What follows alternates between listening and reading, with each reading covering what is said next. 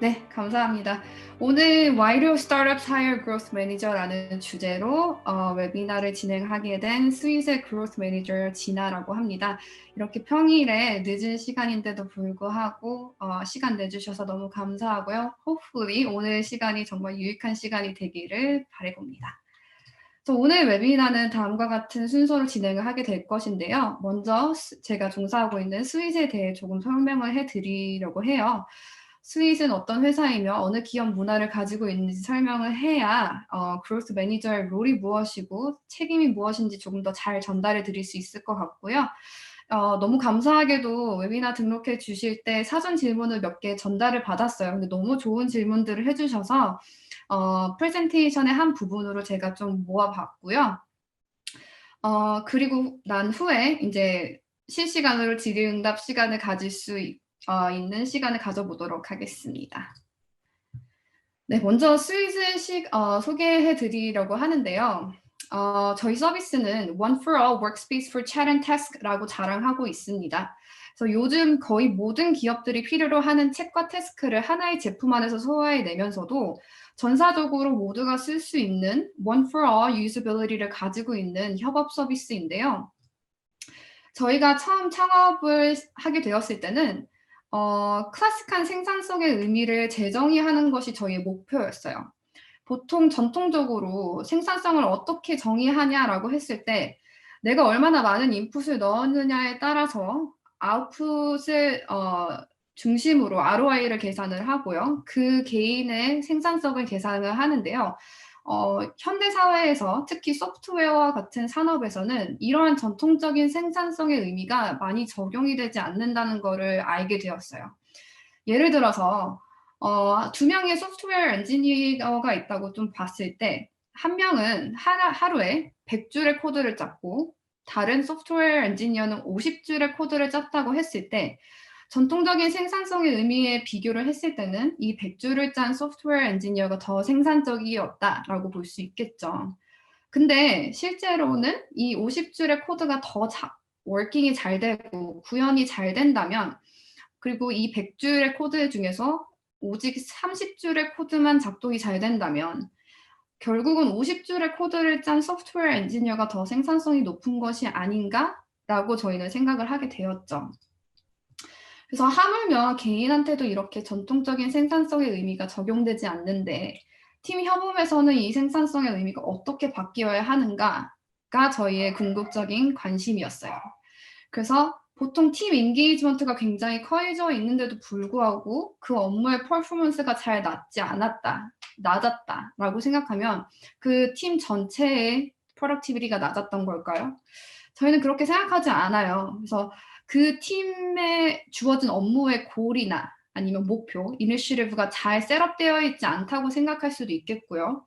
주어진 업무가 그 팀에게는 너무 난이도가 높았다고 생각할 수도 있었다고 생각해요. 그래서 어느 정도 물질적인 퀀티티가 아닌 퀄리티적인 부분도 생산성에 기여를 한다고 저희는 생각하게 되었죠. 그래서 특히나 현대 팀들한테 맞는 생산성의 의미를 재정의하기 위해서는 팀 간의 소통과 협업이 재정이 되어야 된다고 저희는 생각했어요. 그래서 팀 간에 소통하는 메시지 수가 줄어들고 또 커뮤니케이션에 소비되는 시간이 줄어들었지만 더 높은 난이도의 업무를 더 성공적으로 완료시켰다면 그 팀의 생산성은 높은 거라고 저희는 다시 재정의하게 되었죠. 그래서 정말 협업에 중요한 챗과 태스크라는 두 펑션을 같이 서비스해야지 정말 생산성이 높은 협업을 이뤄낼 수 있겠구나라고 생각을 하게 되었습니다. 실제로 팀 협업 산업은 크게 5개로 나누어질 수가 있을 것 같아요. 그래서 왼쪽에 보시는 것과 같이 documentation, web conference, file storage로 나눠지고 또 오른쪽에는 챗과 태스크로 나눠져 있죠. 그래서 documentation이나 web conference나 file storage는 이미 아시는 것과 같은 뭐 구글 워크스페이스나 오피스 365와 같은 엔터프라이즈들이 리드를 해왔던 산업 분야였다면 챗과 태스크는 2010년부터 여러 싱글 펑션 서비스들이 솔루션을 제공하려고 해왔어요. 그래서 여러분들도 익숙하실 좀 서비스들이 많이 보일 것 같은데요.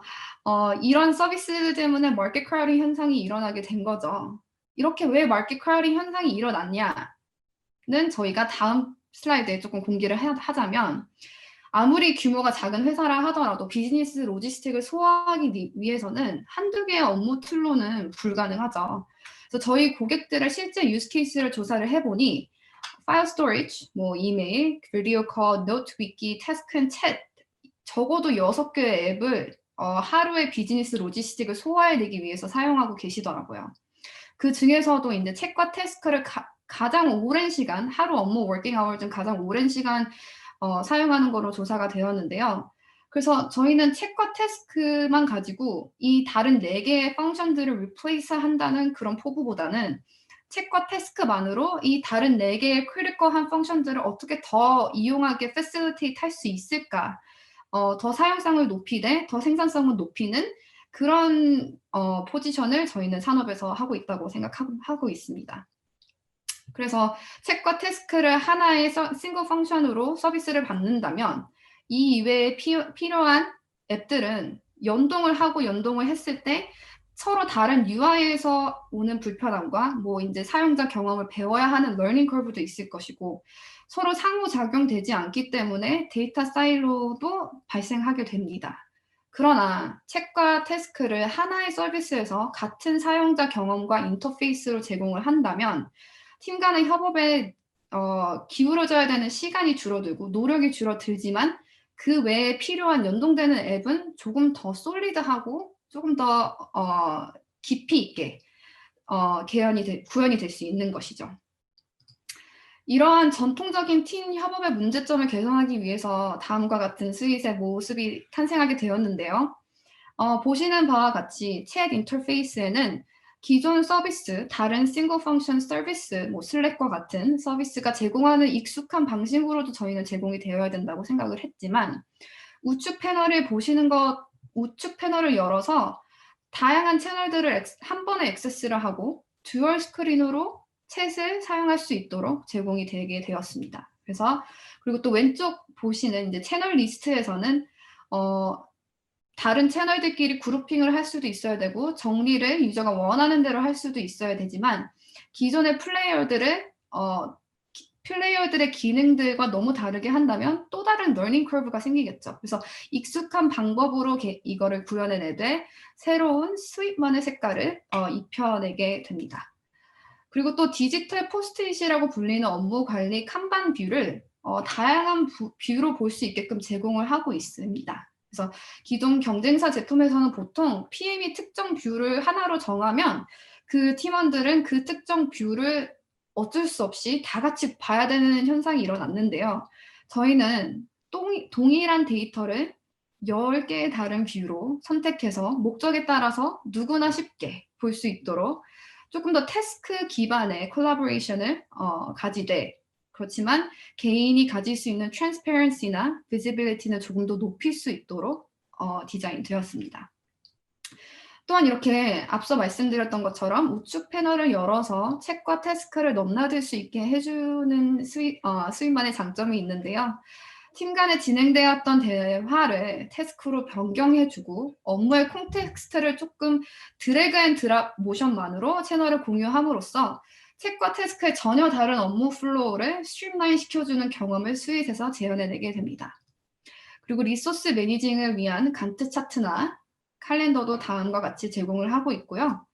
조금 상위 티어에서는 작은 팀이 아니라 여러 팀들 간의 협업을 필요로 하고 여러 워크스페이스를 통한 협업이 필요한 엔터프라이즈 또는 미드마켓 고객들을 위해서 어느 정도 커스터마이즈 할 수 있는 기능과 매니지먼트 기능들을 제공해 드리고 있습니다.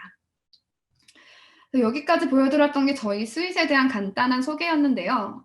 다음은 제가 스윗의 그로스 매니저로 있으면서 무슨 프로세스를 따르고 있는지, 그로스 매니저는 무엇인지 스윗 안에서 at least 정의해보는 시간을 가져보도록 할게요.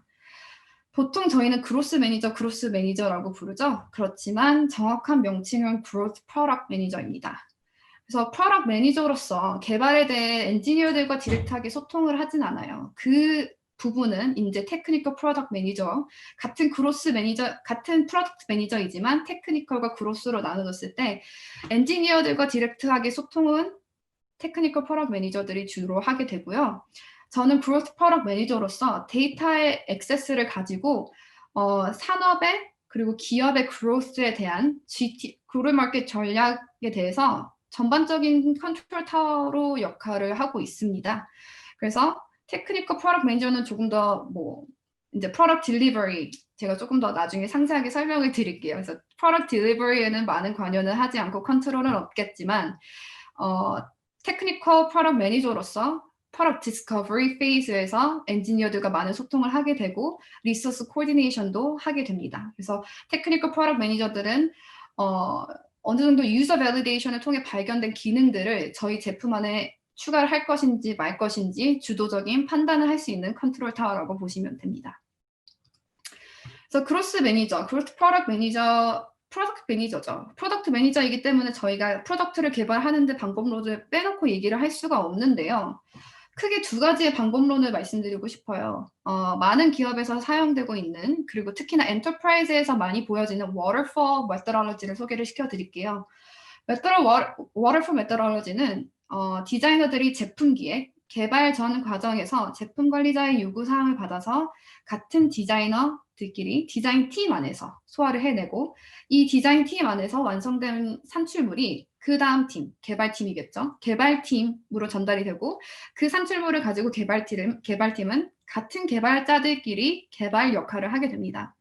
이렇게 vertically strictly 나눠져 있고요. 워터폴 메토돌로지는 워터폴 메토돌로지에 일했을 때 가장 큰 문제점이 무엇이냐면 고객 검증이 맨 마지막 페이지에서 나타난다는 것이에요. 그래서 개발이 완료가 되고 테스팅이 되고 이제 시장으로 배포가 되기 전에 저희는 이제 퀄리티 어슈런스 프로세스를 갖는데요. 그 단계에서 문제점들이 일어나기 때문에 이 문제점을 다시를 해결하려면 첫 번째 단계인 기획 단계이겠죠. 기획 단계로 다시 넘어가야 된다는 점이에요. 그래서 다시 왔던 프로세스를 리피트해야 되기 때문에 리소스가 많이 걸리고요. 개발이 리소스가 많이 걸리고 시간도 무시할 수 없겠죠.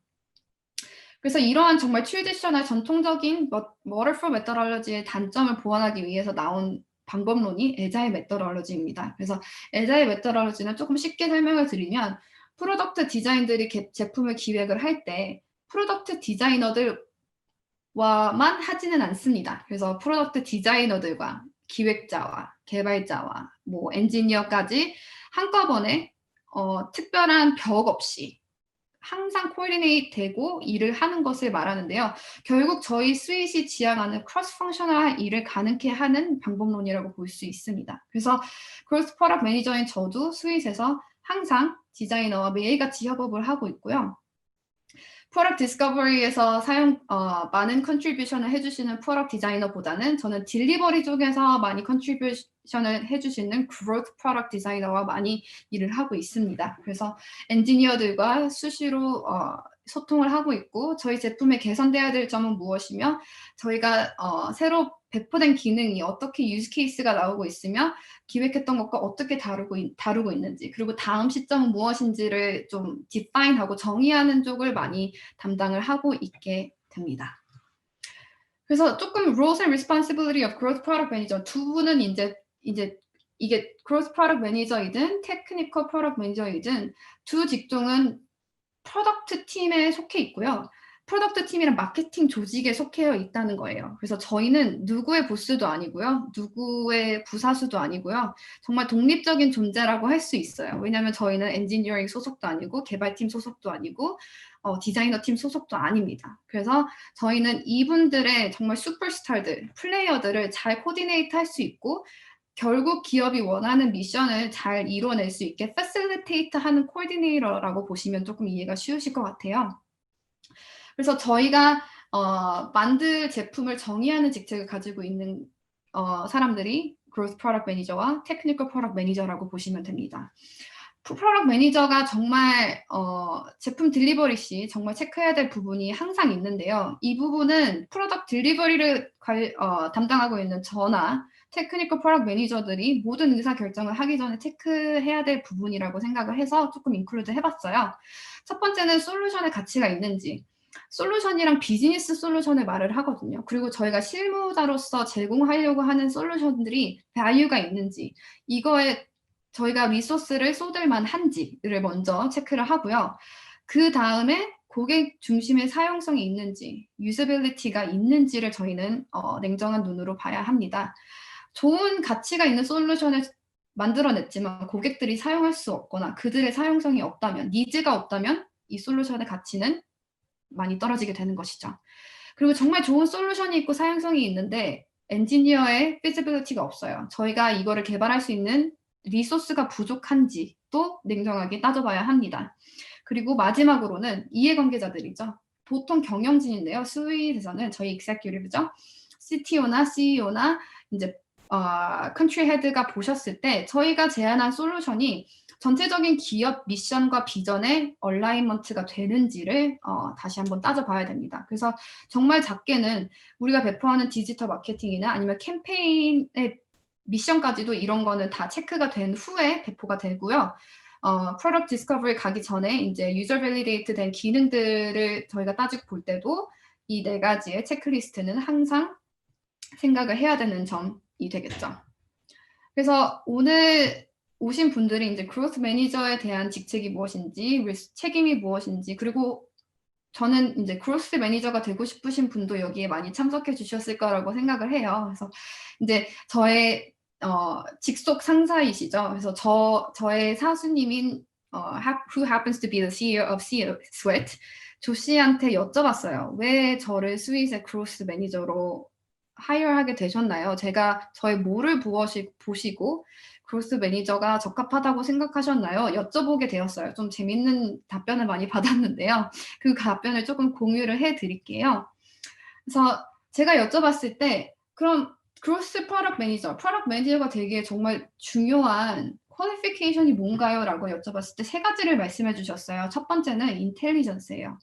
인텔리전스란 사적인 북스마트가 아니라 이제 어느 지식이 뛰어난 것보다 intelligence curiosity라고 말씀해 주셨어요. 좀 지적으로 호기심이 많고 또 다른 컴포넌트는 배움의 능력이 빠른 분을 많이 중요하게 보신다고 해요. 왜 intelligent curiosity가 중요하냐 말씀드리자면 프로덕트 매니저들은 보통 이제 다큐멘테이션부터 리소스 코디네이션부터 그로스 매니저가 하는 브랜딩이나 캠페인이나 프로덕트 딜리버리나 프로덕트 퀄리티 어슈런스나 모든 것들을 보았을 때 한 직종과 일을 하지 못해요. 저희는 정말 크로스 펑셔널하게 일을 하고 있고요. 여러 버티컬들을 전문가죠. 리드들과 함께 일을 하고 있어요. 엔지니어가 될 수도 있고요. 데이터 아키텍처가 될 수도 있고, 프로덕트 디자이너부터 아웃리치 세일즈 랩부터 그리고 CS 매니저까지 저희는 다양한 엑스퍼트들과 유하게 일을 해내야 되는 것이죠. 그리고 정말 중요하게 executive 저희 경영진들과 C-레벨 리드들과 디렉트하게 일을 해야 되는 것이죠. 그래서 커뮤니케이션 스킬이 굉장히 중요하고요. 이 vertically 다른 팀들이 갖고 있는 이해관계를 저희가 잘 풀어내주는 그런 다리 역할을 해주는 것이 굉장히 중요했다고 말씀해 주시더라고요. 그래서 협업이 누구보다 잘 요구되는 그런 직책이 Growth Product Manager 또는 Product Manager라고 볼 수 있겠습니다. 그럼 왜 Fast Learning Curve가 필요한가요? 그랬을 때 저희는 프로덕트 매니저이기 때문에 항상 검증해야 되는 가설들이 매번 다르게 나옵니다. 그래서 저희의 타겟이 바뀔 때도 있고요. 저희가 새로운 기능을 추가해야 할 때마다 검증해야 되는 가설이 너무 다르게 되는 거죠. 단순하게 생각했을 때 보시는 디지털 마케팅 콘텐츠에만 봐도 플랫폼마다 어떻게 사람들이 다르게 인터랙션하고 어느 키워드가 반응이 크고 그리고 저희의 페르소나라고 해도 플랫폼마다 다르게 인터랙션이 오거든요. 그 인터랙션을 어떻게 저희 제품 안으로 끌어들일까는 항상 다르게 나타나요. 그래서 시기가 다를 수도 있고요. 아니면 저희 제품의 기능이 업데이트 됐었을 수도 있고요. 궁극적으로 성공적인 방정식을 하나 정해서 이거를 재사용해서 갈 수 있는 직책이 아니거든요. 그래서 항상 그 검증해야 되는 가설들을 새로운 툴과 또는 새로운 방식과 아니면 새로운 앵글에서 바라봐야 되기 때문에 이런 fast learning curve가 굉장히 많이 요구되는 직책이라고 합니다. 그리고 creativity는 다들 아시는 창의력인데요. 그냥 창의력보다는 어느 정도 저희는 제 product-led growth를 지향하고 있는 프로덕트 회사이기 때문에 저희가 가야 되는 로드맵은 어느 정도 정해져 있어요. 기존 서비스들이 겪고 있는 기존 서비스에서 제공하는 페인 포인트를 저희는 address 할 수 있어야 되고요. 그 페인 포인트를 저희만의 색깔로 소화해낼 수도 있어야 되는 것이죠. 그 뜻이란 저희 제품이 가지고 있는 저희 기업이 가지고 있는 비전과 얼라이먼트가 돼야 된다는 것이에요. 그래서 기존 플레이어가 가지고 있는 모든 제품을 다 갖고 오면은 제가 생각할 때는 그렇게 좋아질 것 같진 않아요. 어느 정도 상호작용이 필요하고 어떻게 스윗 안에서 기존 스윗이 갖고 있는 기존 제품들과 어우러지는지도 생각을 해야 되는 거죠. 이랬을 때 요구되는 것이 창의력이라고 생각을 하고요. 결국은 기능을 넘어서 비즈니스 문제를 해결할 수 있는 능력을 갖고 있는 것이 크리에이티비티라고 말씀해 주셨습니다. 그리고 마지막으로 정말 중요한 퀄리티 중에 하나는 테나시리예요. 끈기력인데요. 보통 저희는 말씀드렸던 것 같이 이해관계에 있으신 경영진들에게 직접적으로 비즈니스 비전을 전달을 받고요. 그 비즈니스 비전에 맞게 실무로 솔루션을 제공하거나 구현을 내는 거는 저희 실무자의 몫인 거죠. 그랬을 때 어느 정도 이해관계에 있으신 분들의 저항이 있을 때 타협하지 않고 추진해내는 능력도 굉장히 중요하다고 보입니다. 그래서 그들이 경영진들이 생각하시기에 하나의 디렉션을 어느 정도 우리 안에서 소화해내고 우리가 생각하기에 정말 마땅한 이유로 이거를 구현해낼 때 완강한 저항에도 불구하고 우리 이름을 내놓고 제품을 딜리버리 하거나 제품을 디스커버리 할 때 할 수 있을 만큼의 자신감이 많이 요구가 되거든요. 실제로 저도 이제 스윗에 온 지 1년이 넘어가고 있는데 제가 배포하는 캠페인이나 뭐 컨텐츠에 대해서 거의 요즘에는 제재를 받고 있지 않아요. 그렇지만 저도 이제 비즈니스 이해관계 있으신 분들의 비전을 전달받고 하기 때문에 제재는 많이 받고 있지 않아요. 그렇지만 언제 한 번씩 이렇게 조금 이렇게 하는 것이 어떨까요? 아니면 저렇게 하는 것이 더 좋을 것 같아요. 제안을 해주실 때가 있어요. 그때 물론 이제 제 생각할 때 그로스 매니저의 책임감을 가지고 그 제안을 받아들일 때도 있지만 제 고집을 지향할 때도 있거든요. 제가 아는 뭐 지식과 제가 느끼거나 아니면 제가 실무를 했을 때 경험을 바탕으로 말씀드리되 어느 정도 제 방향이 맞다고 생각하시면 인정을 해주시고 제 방향으로 나갈 수 있게 도와주세요. 그리고 나서 결과적으로 성과가 좋았잖아요. 그러면 그 다음번에는 더 자율성을 보장을 해 주시더라고요. 그래서 그 신뢰도가 조금 더 빌드업 되어 가고 있고요. 그 성과가 좋을수록 더 제 업무에 대한 자율성이 보장되고 있어요. 스윗에서는. 그래서 너무 감사하게 일을 하고 있고요. 어쨌든 이 세 가지의 퀄리피케이션은 정말 좋은 프로덕트 매니저가 되기 위해서는 꼭 필요한 퀄리피케이션이라고 전달을 받았습니다. 그리고 다음번에 이제 물어보실 수 있어요. 그럼 PM 하는데 프로젝트 매니저와 프로덕트 매니저는 똑같은 거 아닌가요? 라고 헷갈려 하실 수 있어요. 그리고 정말 밸리드한 헷갈림이라고 저는 생각을 해요. 그렇지만 프로젝트 매니저는 프로덕트 매니저와 조금 다른 고울과 다른 타임라인을 가지고 있다고 보시면 돼요. 프로젝트 매니저는 프로젝트 관리자로서 하나의 프로젝트를 성공시키는데 궁극적인 목적을 가지고 있는 직책을 프로젝트 매니저라고 하고요. 프로젝트 산출물을 위해 요구사항을 수집하고 뭐 문서 관리나 리소스 관리를 해주는 것이 주요 업무예요. 그렇지만 크로스 프로덕트 매니저는 프로젝트 산출물을 위해 요구사항을 수집하는 것이 아니라 크로스 펑셔널한 팀을 잘 관리하고 이들의 리소스가 웨이스트 되지 않도록 코디네이터 하는 것이 프로덕트 매니저예요. 그래서 저희는 프로젝트 하나만 성공시켰다고 좋은 프로덕트 매니저가 될 수 없고요. 여러 팀들에게서 발생할 수 있는 뭐 이해관계나 아니면 문제점들이나 솔루션들을 저희가 생각하는 저희가 전달받은 기업의 비전과 프로덕트 비전에 맞추는 직책이 프로덕트 매니저인 거죠. 그래서 어떻게 보면은 프로젝트 매니저의 골이 프로덕트 매니저보다는 조금 단기성일 수 있고요. 뭐 장기 프로젝트에 있을 수 있지만 프로덕트 매니저는 이 골이 굉장히 장기로 보시면 돼요. 그래서 어느 정도 프로덕트에 대한 자신감도 있어야 되고요. 이 프로덕트 미션에 대한 굳건한 믿음을 가지고 있어야 된다고 생각하고요. 저희는 그래서 프로덕트 매니저를 missionary of agile process라고 합니다. agile process에서 발생되는 cross functional resource를 잘 매니지하는 그런 프로덕트 매니저가 진짜 좋은 프로젝트 매니저라고 저희는 일컫고 있죠. 그래서 여기서 말하는 계속 프로덕트가 무엇인가요? 말을 이제 물어보실 수 있는데요.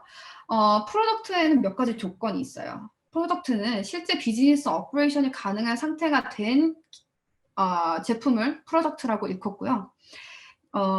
프로덕트 뭐 배포 전에 뭐 베타 버전이나 뭐 미니멈 바이어블 프로덕트 MVP나 이런 프로덕트는 실제 프로덕트라고 저희는 정의하고 있지 않아요. 그리고 또 프로덕트가 되기 위해서는 scalable, 확장이 될 수도 있어야 되고요. 필요 수준의 기능성 기준에 부합해야 돼요. 짧게 말해서 완성도가 있어야 되는 것이 프로덕트라는 거죠. 그리고 자동화된 회계 테스트에서 적합한 판정을 받아야 되고요. 프로덕트를 통해 필요한 데이터 수집이 가능해야 되고요. 그리고 글로벌하게 출시를 하거나 적절한 국가의 로컬라이제이션이 가능한 프로덕트가 진정한 프로덕트라고 생각합니다. 그리고 유지나 보수가 가능을 해야 돼요.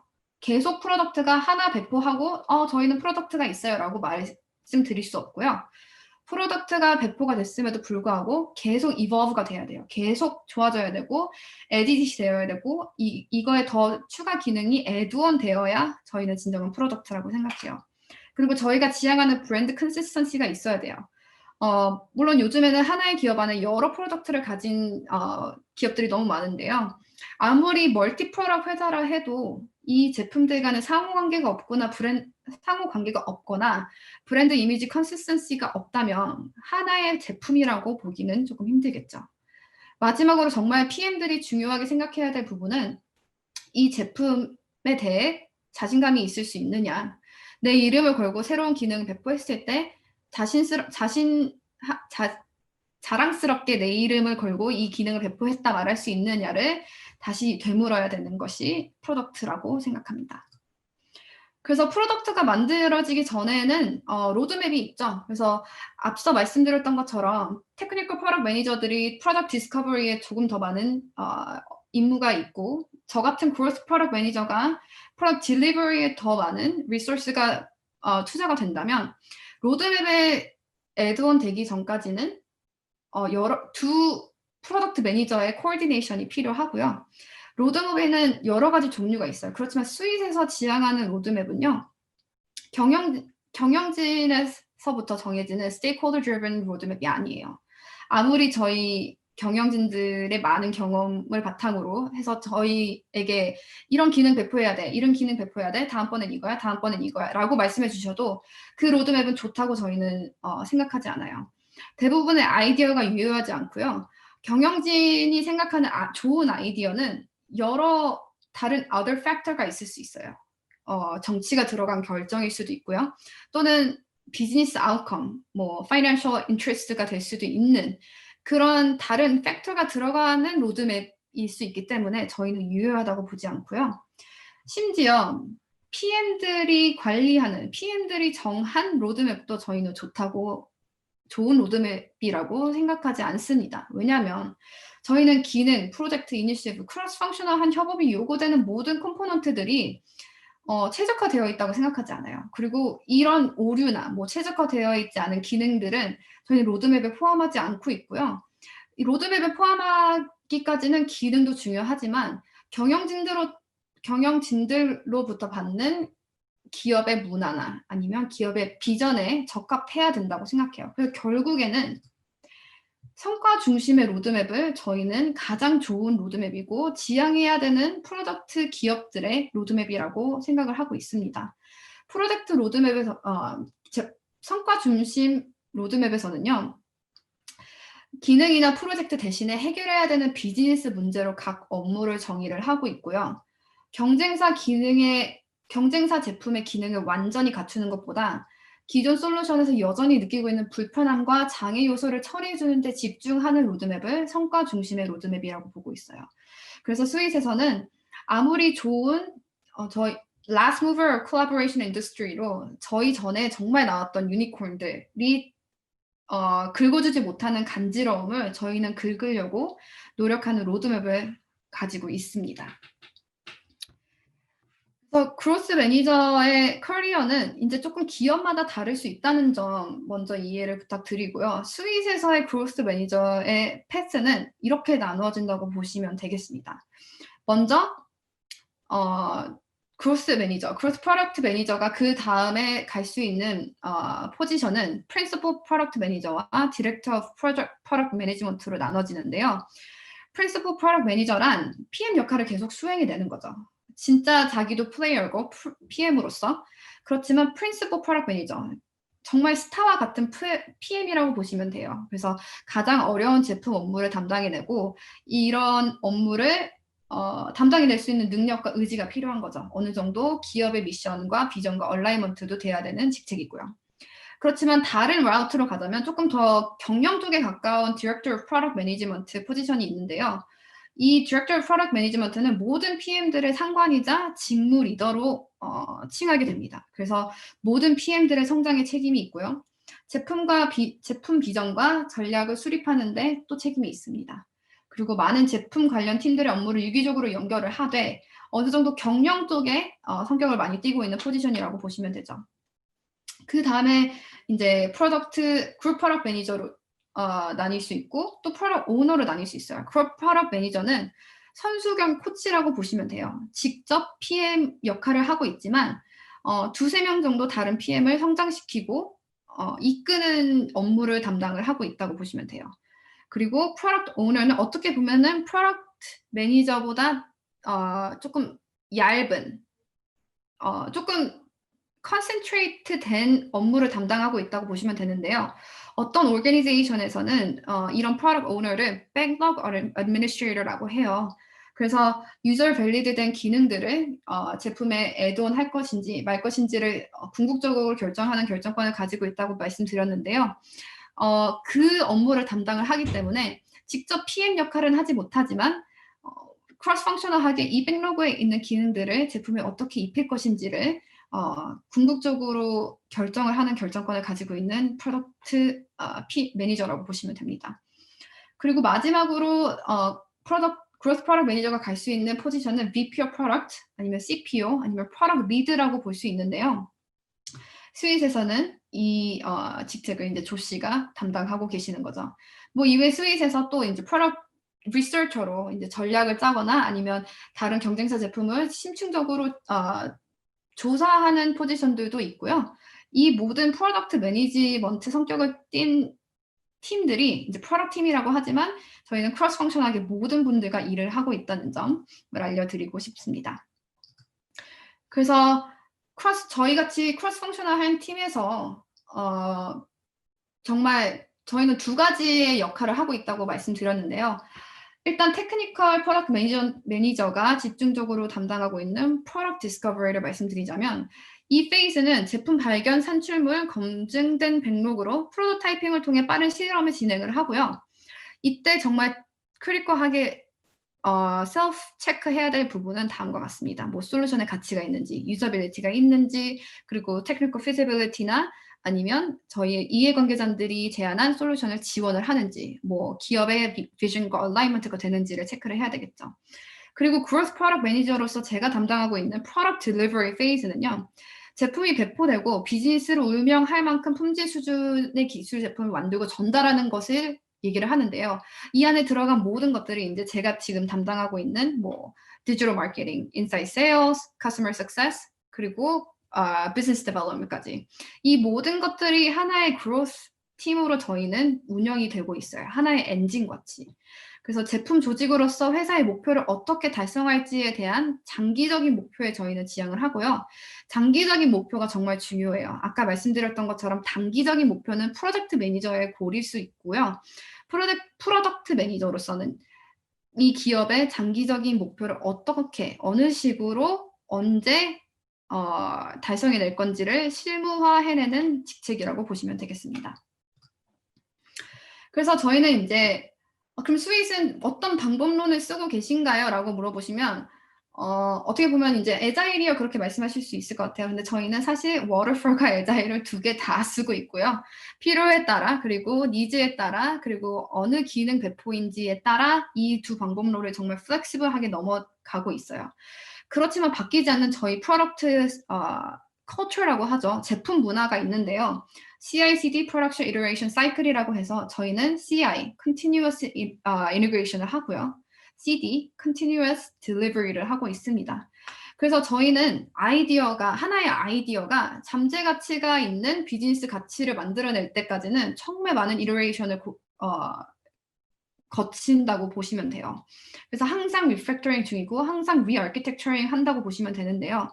이것은 정말 중요한 저희가 달성하고자 하는 목표를 위해서예요. 이는 이미 확보한 고객한테도 단순한 수정과 최적화를 넘어서 지속적으로 새로운 가치를 제공해야 된다고 믿기 때문이에요. 어느 정도 저희 제품을 오랫동안 써보셨다면 저희 제품이 그동안 정말 많은 변화를 가져왔다는 것을 느끼실 수 있으실 텐데요. 이는 이미 확보된 고객임에도 불구하고 그들에게 새로운 가치를 제공하지 않는다면 이들은 언제나 저희를 떠날 준비가 되어 있다는 저희는 항상 그런 경각심을 가지고 있기 때문이에요. 그래서 항상 product-led growth를 위해 저희는 항상 이런 iteration을 거치고 있다는 점. 그리고 이런 refactoring 또는 re-architecturing 하기 위해서는 저희의 technical foundation도 굉장하다는 점을 말씀드리고 싶습니다. 정말 자랑스럽죠. 이런 프로세스를 다 지나고 나서 지난 1년간 정말 많은 일들이 있었는데요. 제가 실리콘밸리 LA에 있는데 지금은 실리콘밸리로 이사 가면서 뭐 다들 아시는 뭐 차 유리창이 깨지기도 했고요. 여러 이터레이션 또는 이제 무턱대고 나갔던 뭐 스타트업 그라인드에서 스타트업 오브 더 이어라는 정말 말도 안 되는 수상을 하기도 했고요. 그리고 보시는 바와 같이 저희 인턴들도 지금은 인턴들은 아니고 저희 정직원으로 채용이 된 분들과 이제 라스트 데이 때 우리 같이 좋은 추억을 쌓아보자 해서 비치가를 놀러 간 적도 있고 또 이제 저희만의 워크숍을 레이크타워에서 스키와 보드를 타면서 눈싸움을 하면서 저희 이제 워크숍을 진행한 적도 있고요. 정말 많은 것들을 경험을 했는데요. 결국 이제 저희는 항상 지향하는 것이 product-led growth예요. product-led growth란 정말 작은 리소스만 가지고 끝없는 iteration, 끝없는 validation을 통해서 word of mouth virality를 이루어내는 그런 프로덕트 회사가 되고 싶어 해요. 그래서 하나의 제품을 서비스하는 기업이 제품팀을 여러 개로 나눴을 때 우선순위 기준이 몇 가지 있는데요. 이는 첫 번째로 투자 전략과 연계가 되어야 돼요. 그래서 어느 정도 투자 전략과 맞아야 저희의 미래가 보장이 되는 거고요. 그리고 제품팀 간의 의존성이 최소화되어야 되고 그리고 팀원들의 주인의식과 자율성이 최대화되어야 된다고 생각을 해요. 그리고 레버리지의 극대화가 되어야 되고요. 제품 비전과 전략을 고려해야 되고 팀의 규모는 개발팀이죠. 개발팀의 규모는 소규모이면 좋다고 저희는 생각을 해요. 그리고 어느 정도 아키텍처와 연계가 계속 되어야 되고요. 사용자 또는 고객의 연계가 되어야 되고요. 그리고 비즈니스 솔루션과 궁극적으로 연계가 되어야 됩니다. 그러면 스위스의 골은 궁극적인 골이 뭐예요? 그러면은 저는 궁극적인 골은 말씀 못 드리겠지만 지금 저희가 지향하고 있는 목표물은 확실하게 말씀드릴 수 있을 것 같아요. 그 이유는 저희의 목표물은 항상 움직이고 있다고 생각하거든요. 저희 architecture is always a moving target 이라고 항상 믿고 있고요. 그렇기 때문에 저희가 하나의 목표를 지향하지 않고 앞서 말씀드렸던 것 같이 저희가 founding philosophy와 조금 다른 모양의 기능을 구현해낼 수도 있는 거라고 생각을 해요. 그래서 이런 마인셋을 갖고 있기 때문에 항상 검증이 필요하고요. 항상 가설을 테스트할 수 있는 냉정한 눈이 필요하고 다른 앵글을 볼 수 있는 넓은 폭이 필요한 것이죠. 그래서 이렇게 저는 스윗에서 그로스 마케팅 역할을 해내고 있고요. 정말 지난 1년간 많은 재미있는 일도 많았고요.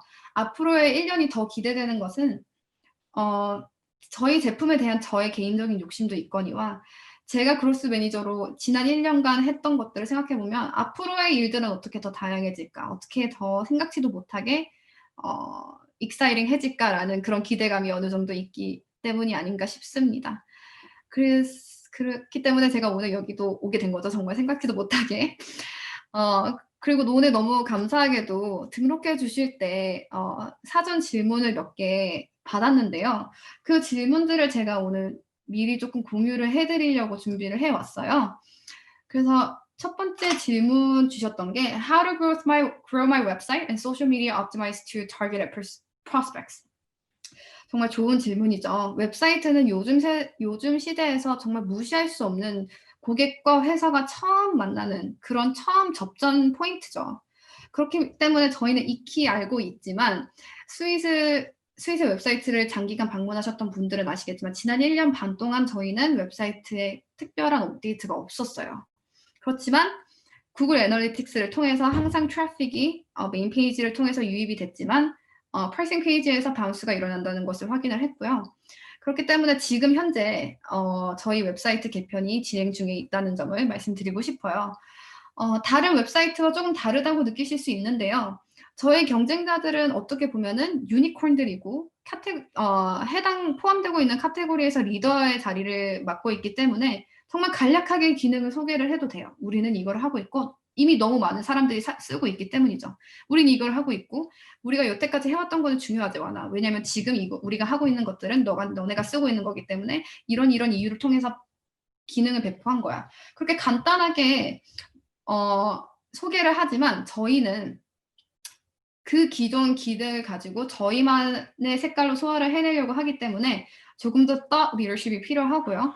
어느 정도 빌리프와 필로소피를 제공을 해야 되기 때문에 이제 다다음 주면 보시게 되실 거예요. 이제 저희 웹사이트가 새로 개편되면 어느 정도 깊이가 있고 thought leadership이 포함되어 있는 콘텐츠를 많이 확인하실 수 있을 텐데요. 그 이유도 저희가 collaboration industry에서 last mover이기 때문에 그리고 그들의 페인 포인트를 어드레스하지만 저희만의 색깔을 입혀야 되기 때문에 그거를 설명하기 위해서 조금 장황하게 글을 쓰게 될 것 같고요. 처음 웹사이트의 디렉션도 지금 웹사이트 저희가 지향하는 방향과 굉장히 많이 달라졌다는 점을 좀 하이라이트 해드리고 싶은데요. 처음에는 스윗이 어떻게 창립이 되었는지 어떤 빌리프를 가지고 이런 무서운 산업에 뛰어들게 되었는지를 많이 소개를 했다면 지금은 저희의 실제 유저들이 저희에게 알려준 피드백, 솔루션을 가지고 그 밸류를 가지고 소개를 해드리려고 하고 있습니다. 그래서 지금 처음 알려드리는 건데 이제 12월 셋째 주 되면 이제 처음 메인 페이지부터 또 work from home 요즘 일하는 트렌드죠. 그 트렌드에 맞게 새로운 페이지가 개설될 거라는 점 말씀드립니다. 다음 질문은요. How to set up priorities in a startup setting. 정말 좋은 질문이에요. 스윗에서는 프로덕트-led growth를 지향하고 있는 프로덕트 중심 문화를 가지고 있는 그런 제품 회사이기 때문에 모든 프라이어리티는 제품, 프로덕션 개발, 그거에 맞게 저희가 프라이어티를 셋업을 해요. 그래서 물론 프로덕션 중에서도 정말 다양한 우선순위가 있는데 우리가 이니셜리 타겟할 수 있는 것들이 무엇인가를 정리하는 데 굉장히 많은 시간을 쏟고요. 그게 굉장히 저희 같은 스타트업에게는 중요한 것 같아요. 예를 들어서 엔터프라이즈를 타겟할 때는 오프라인 세일즈 랩이 절대적으로 필요하죠. 그래서 우리 이제 지금은 그럴 수가 없죠. 뭐 팬데믹이기도 하고 저희가 지금 오프라인 세일즈 랩 리소스가 없으니까. 그래서 저희가 현재 가지고 있는 organization HR 리소스에 맞게 저희 고르마켓 전략이 프로덕트 로드맵에 맞게 이제 우선순위화 되고요. 이게 궁극적으로는 저희 리소스와 저희 비전과 어느 정도 맞아야 된다는 거를 좀 타협하면서 진행을 해가죠. 그래서 이니셜 타겟을 저희는 먼저 프라이어타이즈 하고 있고요. 실제로 팬데믹 전과 후는 조금 많이 달라졌어요. 저희가 오프라인 세일즈를 못한다는 점을 떠나서 저희의 사용자들이 저희에게 전달해 주시는 밸류에 따라서 좀 많이 우선순위가 달라졌다고 보시면 되는데요. 팬데믹 전에는 이런 얘기를 많이 들었죠. 이런 기능이 있으면 너희 제품 쓸게. 이런 기능이 있으면 너희 제품 도입할 수 있을 것 같아. 그런 얘기를 들으면 오케이. 그거 먼저 저희가 우선순위를 정하죠. 이 기업이 이 기능이 필요하니까 우리 이거 먼저 개발을 하자라고 했다면 팬데믹 후에는 자연스럽게 저희 제품에 대한 디펜던시가 높아졌어요. 그래서 새로운 고객들의 유입 그 컨디션보다는 저희 헤비 유저들이 필요로 하는 그런 그 개선점들을 지향하면서 저희 로드맵이 많이 바뀌었던 것 같아요. 뭐 앞서 말씀드렸던 것 같이 저희의 타깃이 항상 evolve 되고 re-architecturing 되는 것도 이런 현상을 많이 이런 케이스를 많이 보기 때문인 것 같아요. 그래서 저희는 일단 프로덕트 중심으로 프라이어티를 짜고 있다는 점, 그리고 스타트업이기 때문에 부족한 리소스에 맞게 저희의 고울과 이니셔티브를 맞추고 있다는 점이 될 것 같습니다. 그 다음은 would like to hear about detailed skills to do the growth manager job well. 뭐 이거는 앞서 말씀드렸던 세 가지 qualification to become a good product manager라고 말씀드릴 수 있겠는데요.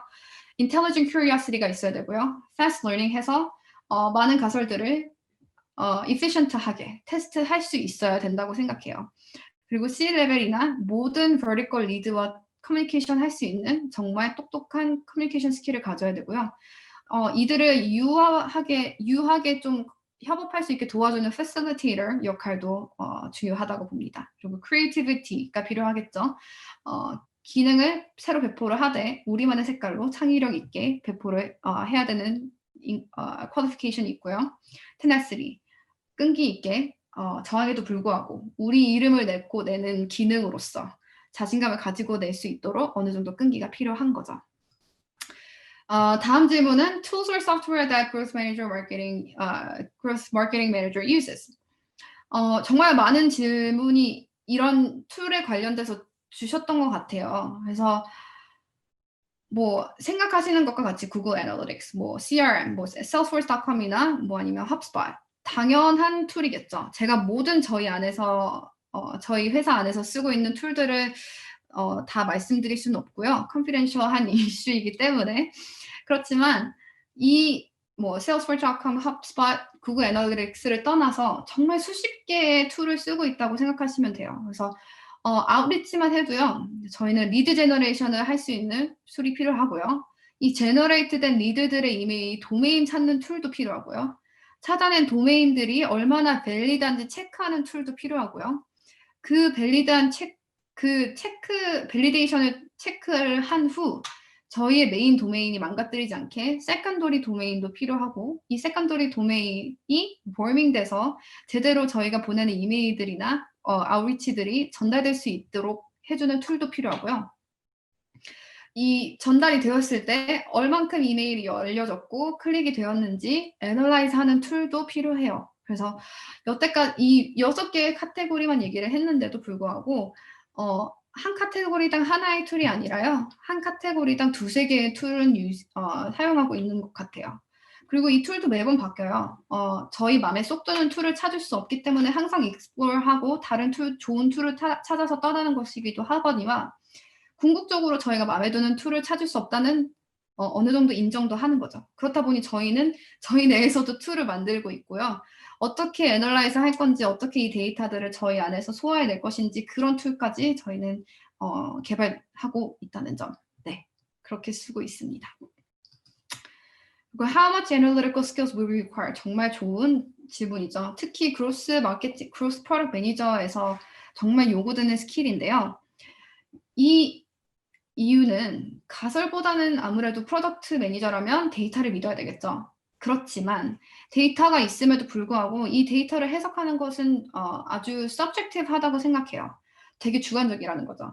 이 데이터를 어떤 각도에서 잘라서 볼지 또는 데이터의 인사이트가 어떤 식에서 어떻게 달라지는지 이런 external factor를 다 도입을 해봤을 때 하나의 데이터가 주어진 것이 아니라 이 데이터가 또 어떤 다른 형태로 띄게 나타나는지를 계속 실험해보고 scientifically 저희가 이제 프로세싱을 하는 거죠. 그래서 같은 데이터라도 다르게 볼 수 있는 시각이 필요한 거고요. 또 테네스리가 필요한 거고 그리고 다르게 볼 수 있는 창의력도 필요하게 된 거죠. 그래서 처음에 필요한 거는 이제 가설을 찾아내는 능력이겠죠. 가설을 찾아내는 것도 정말 다른 스킬이에요. 어떤 가설을 우리가 생각해내야 될지, 어떤 것을 우리가 미리 인지를 하고 데이터를 콜렉트해야 될지 그런 준비된 자세도 필요로 하고요. 가설을 검증하는 능력도 필요하고 검증된 가설물로 궁극적으로 결과물을 끌어올릴 수 있는 그런 데이터 드리븐한 퍼포먼스를 일으킬 수 있는 그런 능력이 필요한 거죠. 그렇기 때문에 자체적으로 데이터를 분석할 수도 있어야 되고요. 어느 툴이 필요한지도 저희가 알아낼 수 있어야 된다는 점이죠. 그리고 applicable idea I can apply to a non-profit organization 이라고 물어보셨는데요. 너무 좋은 질문이에요. 그리고 제가 마지막에 말씀드렸던 저희 회사의 culture를 말씀드리자면 저희는 항상 iteration culture를 가지고 있다고 말씀드렸죠. 그래서 continuously integrate하고 continuously delivery를 하고 있는데요.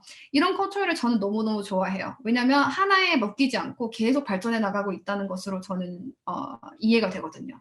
그리고 아무리 non-profit organization이라도 organization 자체가 형성되었다는 거는 그 회사의 미션이 이미 존재하고 있다는 것이라고 저는 생각을 해요. 그래서 모든 회사의 문화와 비전은 그 비전을 따라가야 되는 서비스나 그 롤이 주어져야 되는데 저희는 그 미션을 이제 프로덕트로 소화를 해내는 것이고 저희 프로덕트는 한 번 나와도 이제 항상 피드백을 받으면서 3-4번 이터레이션을 걸치고요.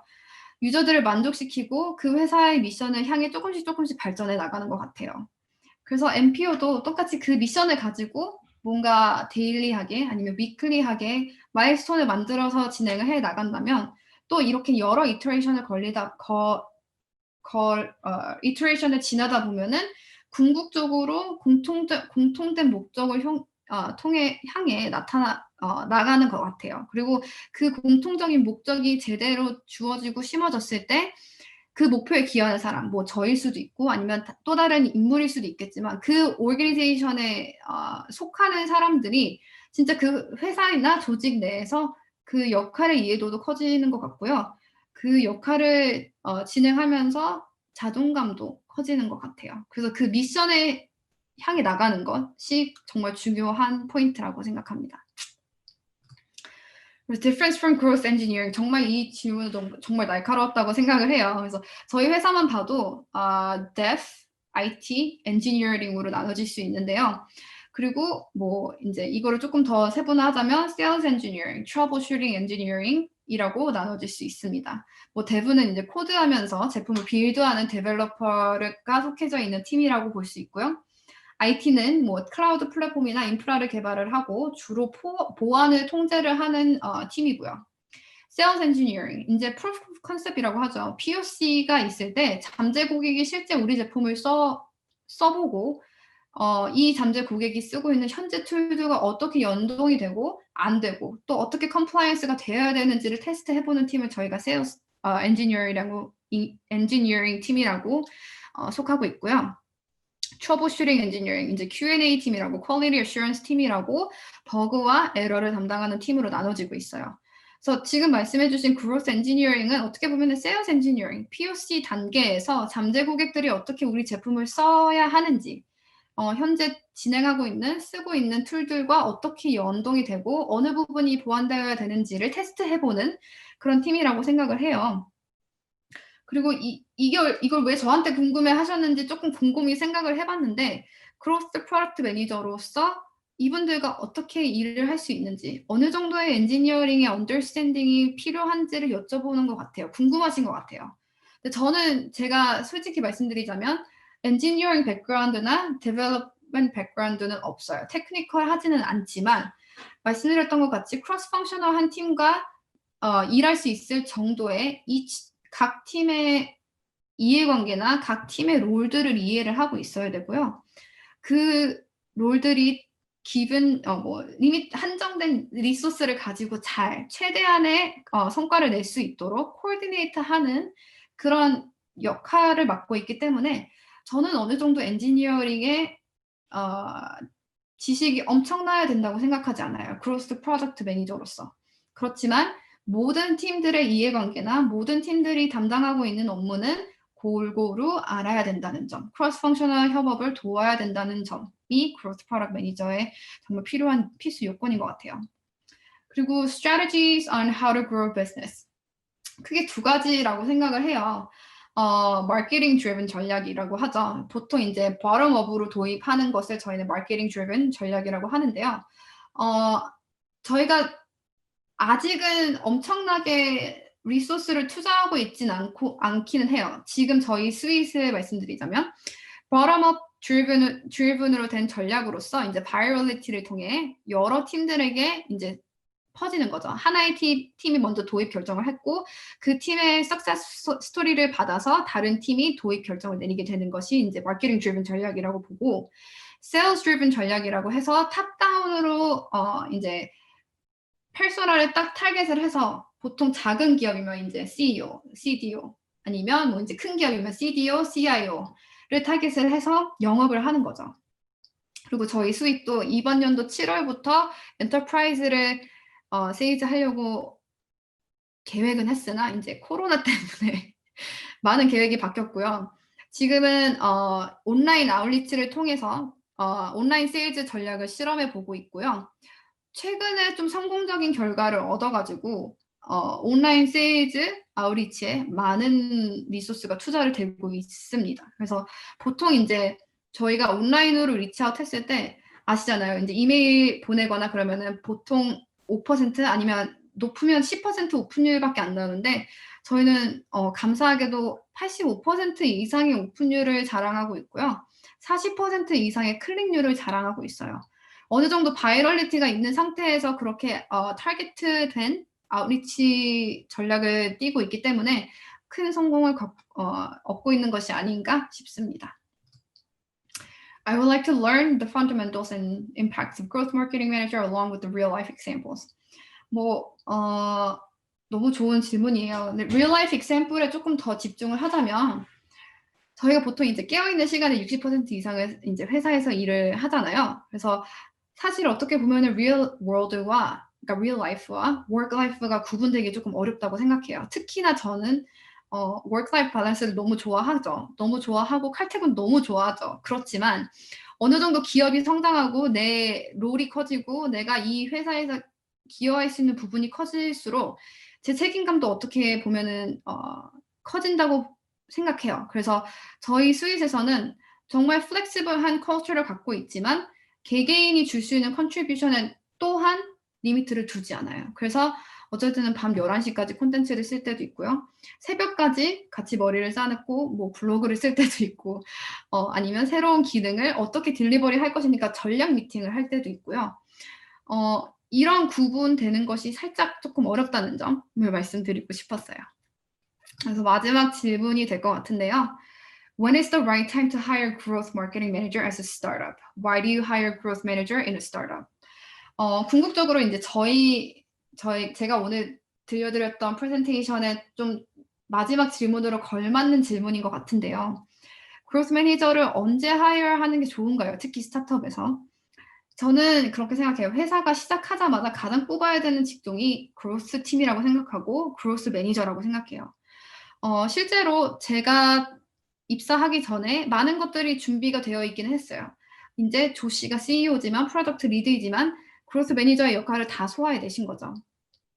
그렇지만 프로덕트 매니저나 뭐 그로스 프로덕트 매니저는 회사가 시작하고 제일 1번으로 뽑고 정말 얼리 스테이지에서는 이제 테크니컬 또는 그로스로 분리되기가 힘들겠죠. 왜냐면 리소스의 리미테이션도 있을 거고 어느 정도 나눠지는 리스폰시빌리티도 애매모호할 것이고 그렇지만 성장해 나갈수록 이게 저희도 이제 20명 이후로 분리된 걸로 저는 기억을 하는데요.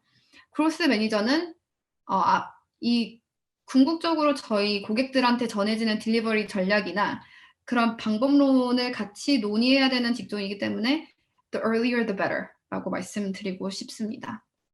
그래서 저도 이제 스윗을 한 30명 정도 됐었을 때 조인을 했는데 지금 저희는 한 60명까지 커졌고요. 그리고 그로스 매니저로 분리된 후 제가 스윗에 조인하게 된 것이라 스윗에서는 어떻게 최초의 그로스 매니저가 되었습니다. 네, 어떻게 도움이 되셨는지는 모르겠어요. 제가 오늘 준비한 콘텐츠는 여기까지고요. 혹시 더 질문 써주신 게 있다면 최대한 답변을 해드리려고 하겠습니다. 그래서 저는 이제 제 이메일이고 제 링크인이고 저한테 궁금하신 점이나 아니면 이제 스윗에 궁금하신 점이 있다면 언제든지 주저하지 마시고 연락을 주시고요.